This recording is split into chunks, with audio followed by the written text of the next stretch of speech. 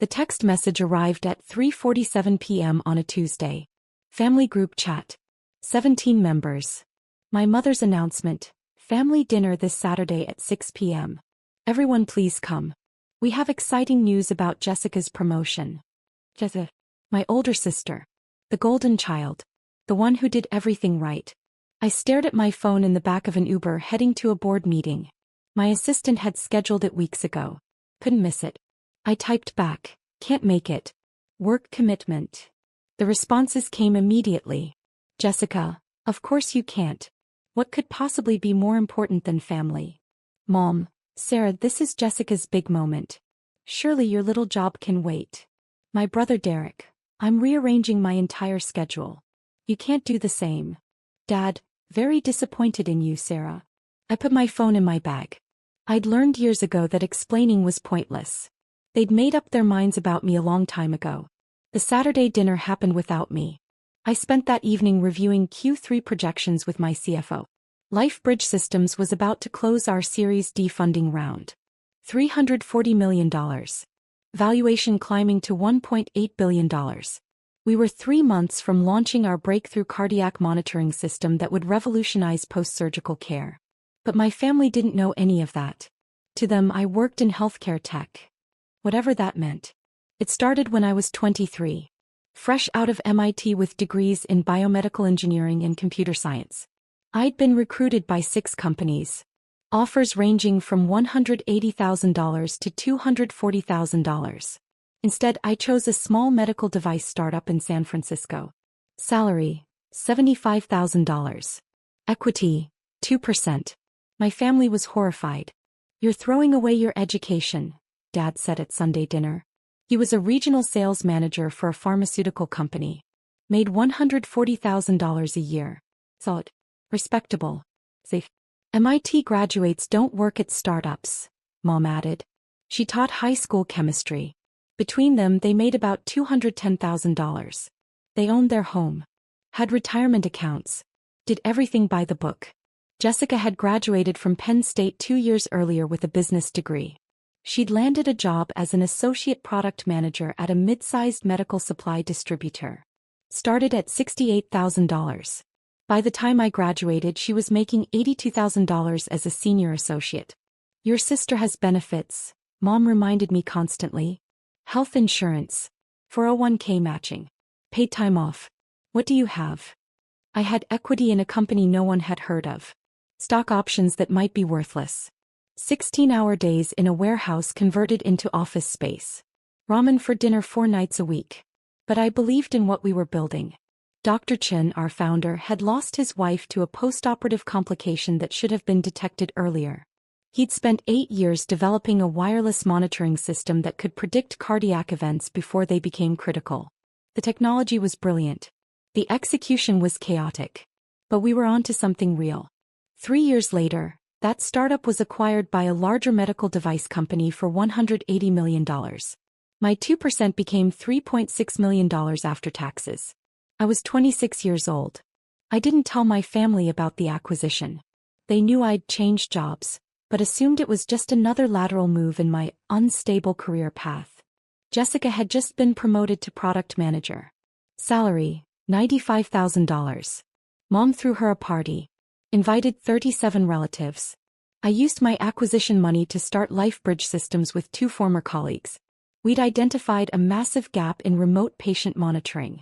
Hospitals were losing patients to preventable complications because continuous monitoring ended when patients went home. We built an AI-powered system that could detect subtle changes in cardiac rhythm, blood pressure, and oxygen levels. Our algorithms could predict heart attacks, strokes, and pulmonary embolisms an average of 47 hours before traditional symptoms appeared. We started in my apartment. 3 founders, sleeping 4 hours a night, living on pizza and ambition. 2 years later we had FDA approval for our first device. 4 years later we had contracts with 147 hospitals across 18 states. 6 years later we had 412 employees, $180 million in annual revenue, and venture capital firms fighting to invest in our Series D round. But at family dinners when someone asked what I did, I said, I work in healthcare tech. And my family nodded politely and changed the subject to something more interesting. Like Derek's new title as operations manager at a logistics company. Or Jessica's latest achievement, senior product manager. Salary, $118,000. The dinner I missed turned out to be exactly what I expected. My cousin Rachel sent me photos afterward. Jessica standing in my parents' living room, holding a champagne glass, making an announcement. She'd been promoted to Director of Product Strategy. Salary, $142,000. First time anyone in our immediate family had broken $140,000. We're so proud of you, Mom said in the photo, arm around Jessica's shoulders. Dad raised his glass. To our successful daughter. Derek posted on Instagram, sister crushing it in the corporate world. Some of us are out here making it happen. The caption felt pointed. I liked the post and moved on. 3 weeks later, another family dinner. This time I could attend. Sunday at 5 p.m. I arrived 15 minutes late because a crisis call with our lead investor ran long. We were finalizing terms for the Series D. I'd spent 90 minutes on Zoom negotiating valuation. I walked into my parents' house wearing jeans and a sweater. Jessica was in business casual. Blazer. Pressed pants. She looked like she'd come from the office, even though it was Sunday. Nice of you to show up, she said when I walked into the kitchen. Traffic was bad, I lied. From where? Don't you work from home? I had a meeting. On Sunday. She raised her eyebrows. Must be important. Mom called us to the table. Pot roast. Mashed potatoes. The same meal she'd been making for 23 years. We sat. Dad said grace. We ate. So, Sarah, Derek said after 10 minutes of small talk. What exactly do you do? Like day to day? I'd been asked this question 17 times over the years. My answer was always the same. I work on medical monitoring systems. Software and hardware integration. Patient data analysis. That sounds very technical, Mom said in a tone that meant she had no idea what I was talking about and didn't care to learn. It is, I said. Do you manage anyone? Derek asked. I managed 412 employees. I had 7 direct reports, including our CTO, CFO, and VP of Clinical Operations. A few people, I said. A few. Jessica laughed. That's adorable. I manage 15 people now. Full P&L responsibility. $47 million budget. It's intense. That's impressive, I said. And I meant it. Jessica was good at her job. She worked hard. She'd earned her success. What's your budget? Derek asked me. I don't really work with budgets, I said. Which was technically true. I didn't work with budgets. I approved them. Our operating budget for the year was $96 million. So you're more of a technical person, Dad said. Not really management track. Something like that, I said. Jessica sipped her wine. There's nothing wrong with being an individual contributor, Sarah. Not everyone can handle leadership responsibilities. I cut my pot roast and said nothing. How much are you making these days? Derek asked. If you don't mind me asking. I did mind. But the question hung in the air. Enough, I said. She probably makes, what, 90? 100. Jessica guessed. Tech jobs pay well, but without management responsibility, there's a ceiling. I'm comfortable, I said. My salary was $285,000. Plus equity. Plus bonuses. My net worth was approximately $47 million between my acquisition windfall, my LifeBridge equity, and investments.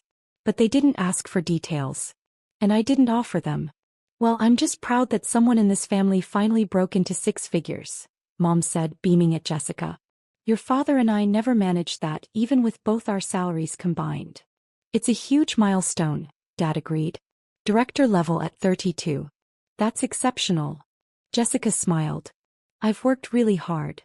It shows, I said quietly. After dinner we moved to the living room. Coffee and pie. Mom brought out photo albums. Pictures of Jessica's college graduation. Her first apartment. Her promotion celebration last month. Do you have any pictures from work, Sarah? Mom asked. What's your office like? It's nice, I said. Pretty standard tech office. Open floor plan? Derek asked. I've heard tech companies do that. Sounds distracting. We have a mix, I said. Private offices for senior people. Collaborative spaces for teams. Do you have your own office? Jessica asked. I do. That's surprising for someone without direct reports, she said. Must be nice. I had a corner office on the 8th floor of our building in downtown San Francisco. Floor-to-ceiling windows. View of the bay. My name on the door. And on the building directory, Sarah Chin, CEO and co-founder. But they didn't ask. And I didn't tell them. The invitation arrived 6 weeks later. Medical Technology Innovation Summit. Boston Convention Center. March 15th to 17th. 3 days of keynotes, panels and networking. The premier event for healthcare technology executives. My assistant forwarded it to me. You're scheduled for the opening keynote on March 16th at 9 a.m. They're expecting 2,000 attendees. I'd spoken at MCAS twice before. Once as a panelist 4 years ago. Once as a keynote 3 years ago. This year they wanted me to deliver the opening address for the entire conference. The theme, Revolutionizing Patient Care Through Predictive Technology. My speech was already written. 45 minutes on how LifeBridge systems had reduced post-operative mortality rates by 34% in hospitals using our monitoring systems. How our AI had saved 2,847 lives in the past 18 months. How we were expanding into home care, rehabilitation facilities and nursing homes. I confirmed my attendance. 2 weeks before the conference, another family group chat message. Jessica, guess what? My company is sending me to MTIS in Boston. All expenses paid. This is huge for my career. Mom, that's wonderful. What's MTIS? Jessica, Medical Technology Innovation Summit. Only the most important healthcare tech conference in the country. Major executives, industry leaders, product launches. I'm going as part of our business development team to explore new vendor partnerships. Derek, fancy. Will you meet anyone famous? Jessica, probably. Last year the keynote speaker was from Medtronic. This year I heard it's someone from a billion-dollar startup. These people are on another level. My phone buzzed in my hand. I stared at the messages. Jessica was going to MTIS. She'd be in the audience. For my keynote. I could have told her right then. Could have said, that's my conference. I'm speaking there. Instead I typed, have fun. Sounds like a great opportunity. Jessica, thanks. At least someone in this family is happy for me. Sarah didn't even respond. I looked at my previous message. Sent 3 seconds earlier. I put my phone down and went back to work. March 16th arrived cold and gray. I flew into Boston the night before. Stayed at the conference hotel. The Westin waterfront. My room was on the 18th floor. Harbor view. The conference organizers had sent a gift basket. Chocolate. Wine. A handwritten note. Thank you for inspiring our industry. I ordered room service and reviewed my presentation one last time. 2,000 people. Including my sister. I thought about texting her. Meeting for coffee. Explaining before she found out in front of everyone. But something stopped me. Maybe it was the years of healthcare tech isn't real comments. Maybe it was the constant comparison to her real career. Maybe it was the assumption that I was a mid-level technical worker with no management experience and a salary cap of $100,000. Or maybe I was just tired of explaining myself to people who had already decided who I was. I went to sleep at 11 p.m. Woke at 6 a.m. Shower. Hair. Makeup. I put on a navy suit. Expensive. Tailored. The kind you wear when you're about to walk on stage in front of 2,000 people and tell them how your company is changing medicine.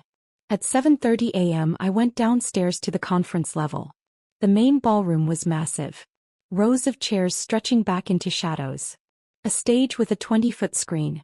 Cameras. Lighting rigs. The setup crew was doing final checks. Miss Chin. The conference director rushed over. We're so excited. Your prep room is ready. Can we get you anything? Water.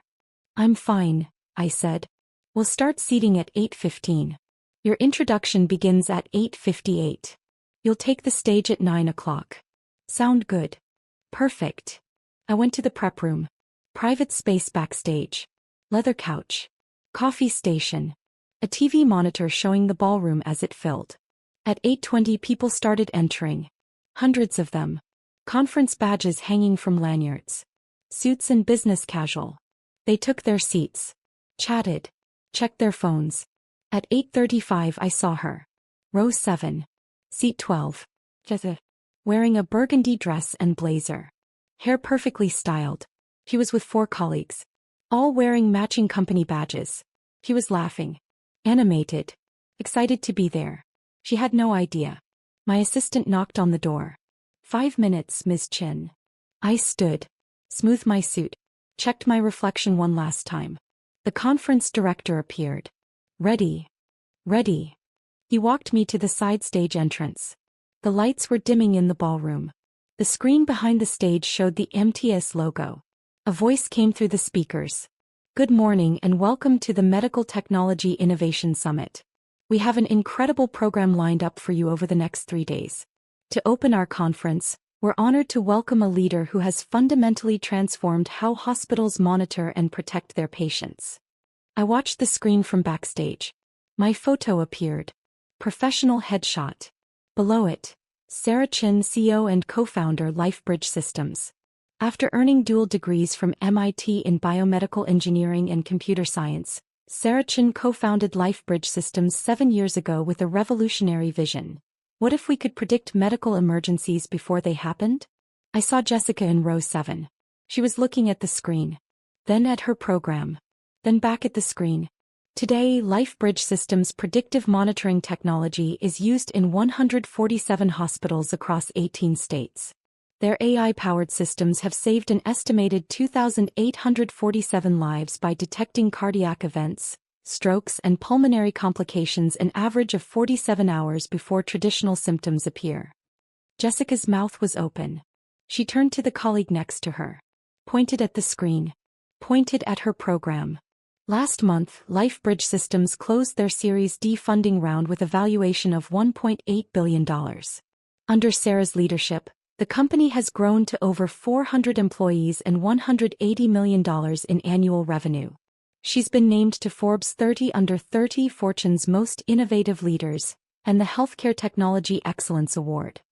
The colleague Jessica was talking to pulled out their phone. Started typing. Probably Googling my name. Please join me in welcoming to the stage Sarah Chin, CEO of LifeBridge Systems. The applause started. I walked out. The lights were bright. The audience was a mass of faces. The camera flashes made it hard to see individual people. But I could see row 7. Jessica was standing. Everyone was standing. 2,000 people on their feet. Applauding. Jessica's face was white. Absolutely colorless. Her mouth was still open. Her hands were frozen mid-clap. I reached the podium. The applause continued. 30 seconds. 45 seconds. I smiled. Nodded. Raised my hand in a small wave. Finally the room settled. People sat. I looked at row 7.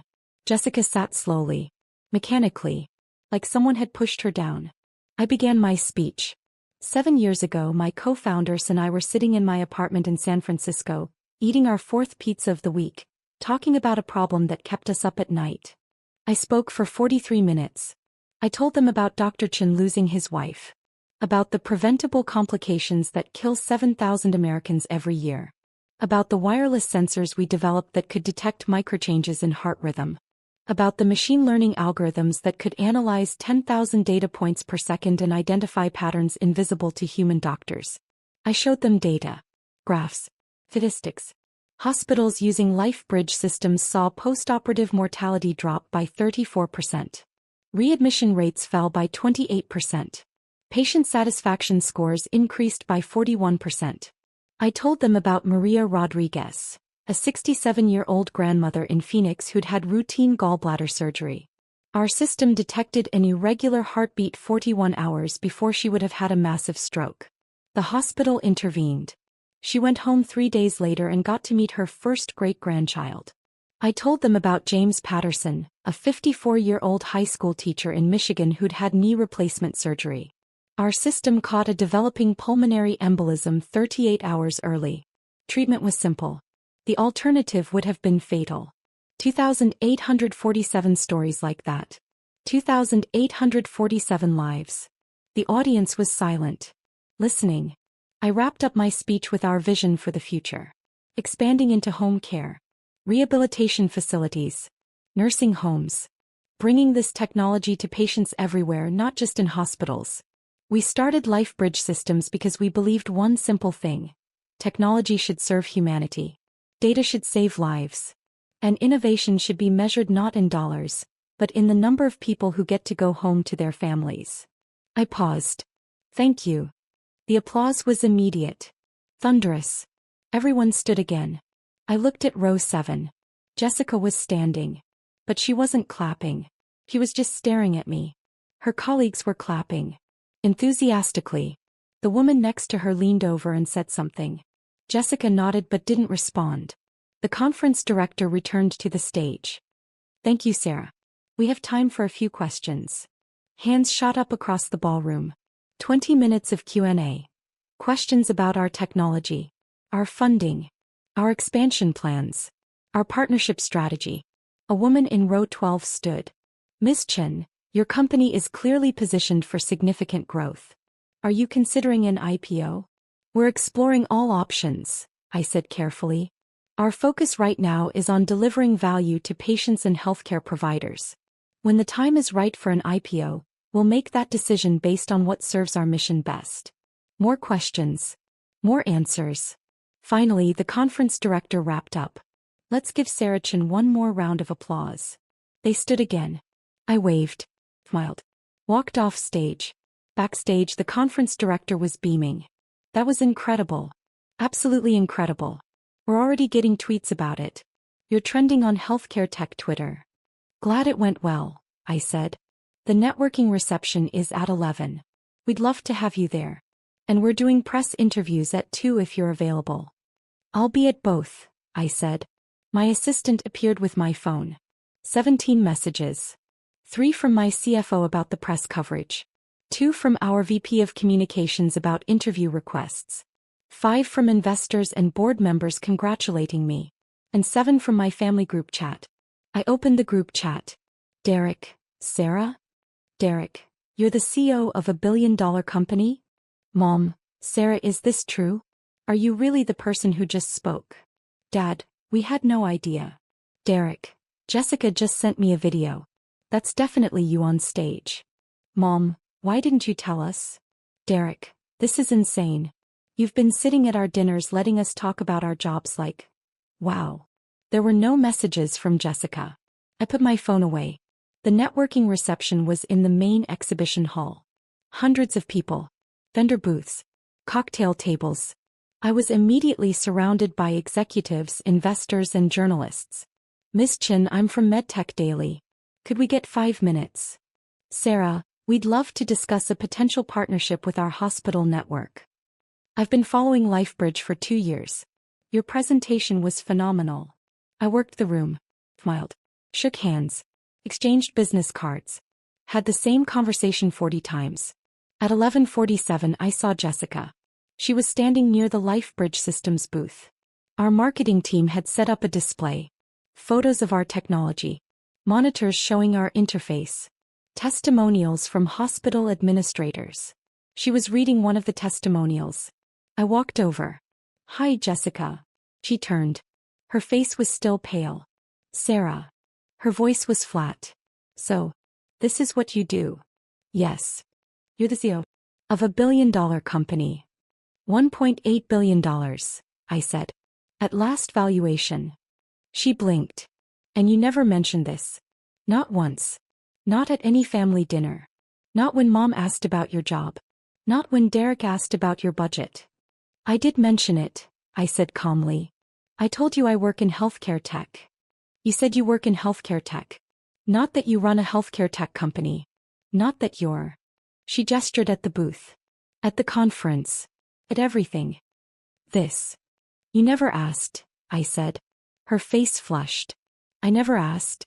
Sarah, we talked about careers constantly. You sat there at dinners while we discussed our jobs. While I talked about managing 15 people and my $142,000 salary and my...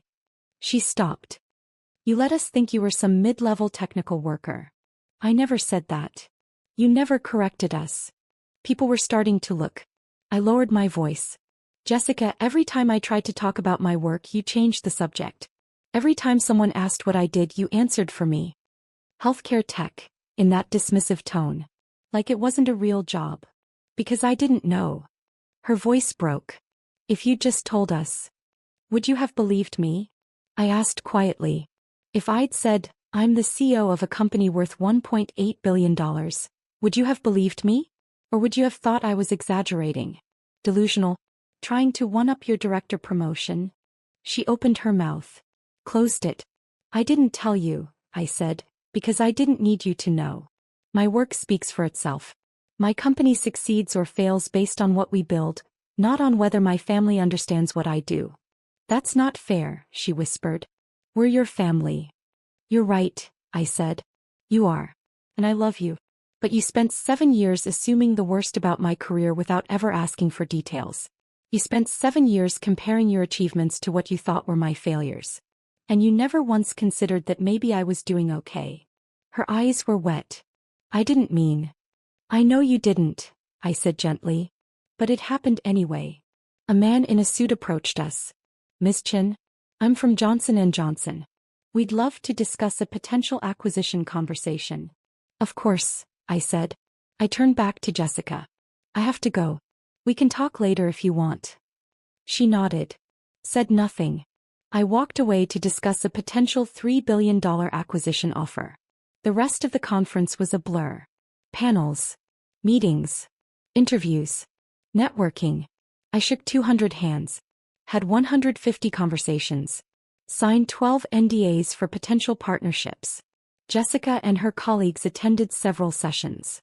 I saw them in the audience for a panel I moderated on Friday afternoon. She didn't approach me. Friday evening I flew home to San Francisco. My phone buzzed during the flight. Family group chat. Mom, Sarah, we'd like to talk. Can you come to dinner on Sunday? I stared at the message for a long time. Finally I typed, I can do Sunday at 5. Sunday dinner was uncomfortable. I arrived exactly on time. Everyone was already there. Jessica, Derek, Dad. We sat at the table. No pot roast this time. Mom had ordered Italian from the place we used to go for special occasions.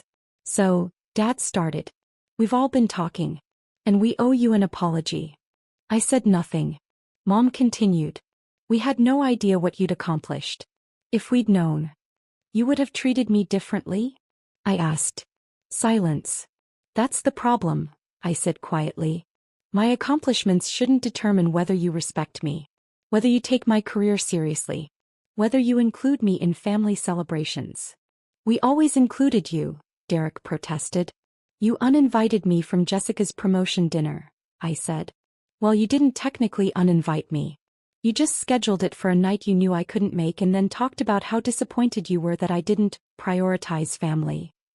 Derek looked away. We didn't understand, Mom said. You were always so vague about work. I was exactly as detailed as you let me be, I said. Every time I mentioned a project, you changed the subject. Every time I tried to explain what we were building, you talked over me about Jessica's latest achievement. I learned to stay quiet because it was easier than fighting for airtime in conversations where no one was listening. Jessica was crying silently. I'm not saying this to hurt you, I continued. I'm saying it because it's true. You decided I was the unsuccessful one. The one who made bad career choices. The one who needed advice about stability and benefits and 401 Burmese chots. And you never questioned that narrative. We were wrong, Dad said. His voice was thick. We were completely wrong. And we're sorry. I took a breath. I appreciate that. Can we start over? Mom asked. Can you tell us about your company? Really tell us. So I did. I told them about the apartment startup days. The acquisition. The founding of LifeBridge. The FDA approval process. The first hospital contract. The growth. The challenges. The victories. I told them about the Series D round. The valuation. The expansion plans. I told them about the patients. The lives saved. The families who still sent me thank you cards. They listened. Actually listened. When I finished, Derek said quietly, I'm sorry I made that comment about managing 15 people. I'm sorry I bragged about my salary, Jessica whispered. When you were making, what are you making? More than I need, I said simply. Are you a millionaire? Dad asked. Yes. How much of a millionaire? I hesitated. Do the specifics matter? I guess not, he admitted. We ate in silence for a few minutes. Finally, Jessica spoke. My colleagues at the conference wouldn't stop talking about you. About your speech. About LifeBridge. My boss asked me 3 times if I could introduce him to you. I had to admit I didn't even know what your company did. You can introduce him, I said. If you want. Really? Of course. You're my sister. She started crying again. I was so awful to you. You weren't awful, I said. You just didn't know. I should have known. I should have asked. Yeah, I said gently. You should have. 3 months later, Jessica called me. Sarah? Do you have a minute? Sure. What's up? I'm thinking about leaving my job. I sat up straighter. Really? Why? Because I realized something at that conference. I've been so focused on climbing the ladder at one company that I haven't thought about whether it's the right ladder. Whether it's leading somewhere I actually want to go. Where do you want to go? I don't know yet, she admitted. But I want to figure it out. And I want to do it without comparing myself to you or Derek or anyone else. I want to build something that matters to me. That's really brave, I said. I learned from the best. She paused. Will you help me? Not with money or connections or anything like that. Just advice? Perspective. Of course, I said. Anytime. We talked for an hour. About her skills. Her interests. Her dreams. Things we'd never discussed before because we'd been too busy comparing instead of connecting. When we hung up, I realized something. The standing ovation at MTIS had been satisfying. The validation. The recognition. Watching my sister realize who I was. But this conversation mattered more. Not because she finally respected my success. But because we were finally talking to each other as people, not as competitors. 6 months after MTIS, LifeBridge Systems announced our Series E round. $500 million. Valuation $3.2 billion. The press release went out on a Tuesday morning. Within an hour my phone buzzed. Family group chat.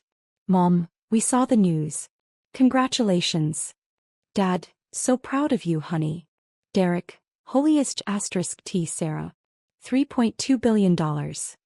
And then Jessica, not surprised at all. You're amazing. Red heart. I smiled and replied, thanks everyone.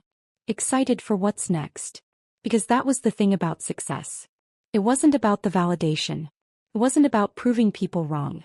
It wasn't about standing ovations or press releases or valuations.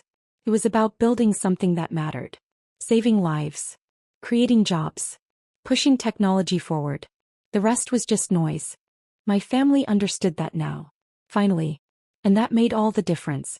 2 years later, LifeBridge Systems went public. IPO day. Nasdaq. Opening bell at $42 per share. By close we were at $67.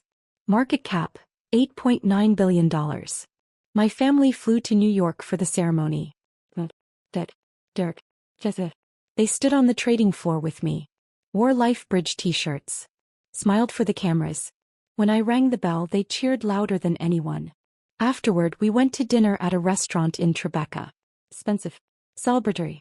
The kind of place we never went when I was growing up. This is incredible, Mom said looking around. I can't believe this is our life now. It's not your life, I said gently. It's mine. You're welcome to visit it. But it's mine. She blinked. Then nodded. You're right. I'm sorry. I meant I'm proud to see you achieving your dreams. Thank you, I said. That means a lot. Jessica raised her glass. To Sarah. Who never needed us to believe in her, but I'm glad we finally do. To Sarah, everyone echoed. We clinked glasses. I looked around the table at my family. Imperfect. Complicated. But mine. To second chances, I said quietly. We drank. And for the first time in years I felt like we were finally on the same page. Not because they understood what I did. Not because they respected my success. But because they'd learned to ask questions instead of making assumptions. That was enough. That was everything.